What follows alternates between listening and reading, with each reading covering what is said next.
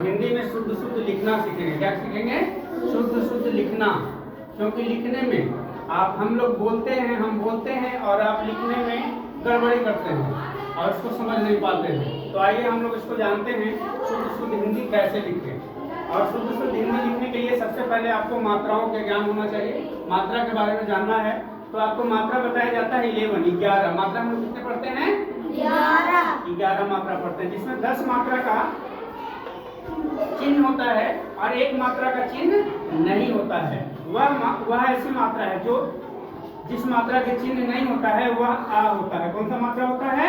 आ की मात्रा का कोई चिन्ह नहीं होता है, वह स्वयं ही किसी व्यंजन के साथ जुड़ जाता है।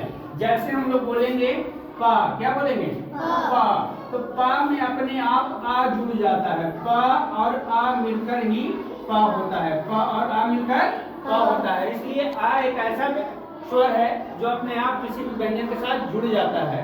बट आपको बाकी सब चिन्ह यहाँ पे देख रहे हैं जिसको आपको तो व्यंजन के साथ जोड़ना होता है, व्यंजन के साथ जोड़ना होता है।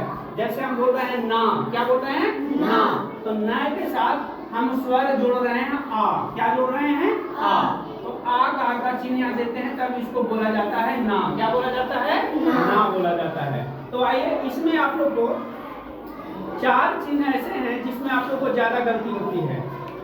हर्षिकार, दीर्घिकार, हर्षुकार, दीर्घुकार। इस चिन्ह की मात्रा लगाने में आप लोग को बहुत ज्यादा दिक्कत होता है। जैसे हम बोलते हैं, कोई वर्ड बोले कीला, क्या बोले? कीला।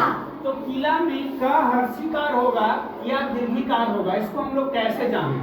कैसे समझे कि का हर्षिकार लगाएं या दीर्घिकार लगाएं? यहाँ दीर्घिकार में लिखा हुआ है गीता। क्या लिखा हुआ है? गीता। तो ग दीर्घिकार, दीर्घिकार हम यहाँ पे क्यों लगाए हैं यह हमको सबसे पहले जानना है। यहाँ आ जाइए हर्षुकार, कुल, क्या लिखा गया है? कुल। कुल में कु जो है हर्षुकार है, तो इसमें हर्षुकार क्यों होता है? यह लिखा गया कुल। इसमें दीर्घुकार क्यों है इसको हम लोग जानते हैं। इसको हम उच्चारण के बोध से, उच्चारण से समझेंगे कि इसमें दीर्घिकार या हर्षिकार आएगा या इसमें हर्षिकार आएगा या दीर्घिकार आएगा, इसमें दीर्घ आएगा या हर्ष आएगा। इसको उच्चारण करके जानेंगे। तो आइए जानते हैं, इसको उच्चारण करते हैं। आप लोग भी मेरे साथ उच्चारण कीजिए। बोलिए कीला, कीला। और बोलिए गीता, गीता। तो यहाँ पे जो ई का उच्चारण होता है इसमें टाइमिंग लगता है, इसमें आपको बोलने में जोर पड़ता है। गीता, गीता में ई का उच्चारण साफ साफ क्लियरली आता है। बट बोलिए कीला, कीला, कीला। ई का उच्चारण नॉर्मली आता है, थोड़ा आता है। तो जहाँ आपको बोलने में ज्यादा जोर लगे, ज्यादा भार पड़े या ई का उच्चारण साफ साफ सुनाई दे, वहाँ हम दीर्घिकार का प्रयोग करते हैं। और यहाँ बोलने में कीला, बोलिए कीला, कीला, कीला। कीला में ई का उच्चारण साफ साफ नहीं आता है, इस वजह से इसमें हम लोग हर्षिकार प्रयोग करते हैं। और यहाँ पे आ जाइए, यही प्रक्रिया है। बोलिए कुल, कुल। अब बोलिए फूल, फूल। दोनों बोलने में आपको कुछ डिफरेंट नजर आ रहा है? डिफरेंट आ रहा है ना? तो आपको बोलने से समझना है कि इसमें हर्ष का प्रयोग करें या दीर्घ का प्रयोग करें। आई बात समझ में? इतना हर्ष का प्रयोग कहाँ करेंगे, दीर्घ का प्रयोग कहाँ करेंगे, दीर्घ का प्रयोग कहाँ करेंगे, हर्ष का प्रयोग कहाँ करेंगे?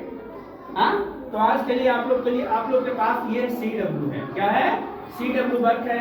इसमें शुद्ध और अशुद्ध को छांटना है। यहाँ पे हम दोनों वर्ड लिखे हैं, पूजा लिखा हुआ है, हर्षुकार से भी या दीर्घकार से भी। इन दोनों में शुद्ध कौन है, सही कौन है बताइए? नीचे वाला शुद्ध है, यह शुद्ध है। क्यों? बोलने में टाइम लग रहा है। ठीक है, तो यह आप लोग CW को रेडी कीजिए।